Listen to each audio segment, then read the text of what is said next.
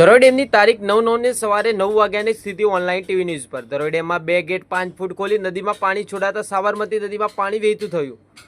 ધરોઈ ડેમમાં પાણીની આવક 13,714 ક્યુસેક નોંધાઈ. ધરોઈ ડેમમાં પાણીની આવક ઘટતા નદીમાં 2 ગેટ 5 ફૂટ ખોલી 13,714 ક્યુસેક પાણી છોડવામાં આવ્યું. ધરોઈ ડેમની ભયજનક સપાટી 622 ફૂટ છે. ધરોઈ ડેમની હાલની સપાટી 619.79 ફૂટ સ્થિર રખાઈ છે. ધરોઈ ડેમમાં પાણીનું સ્ટોરેજ 91.34% સ્થિર રાખવામાં આવ્યું. ધરોઈ ડેમમાંથી રેનફિલમાં 1390.20 mm પાણી જઈ રહ્યું છે.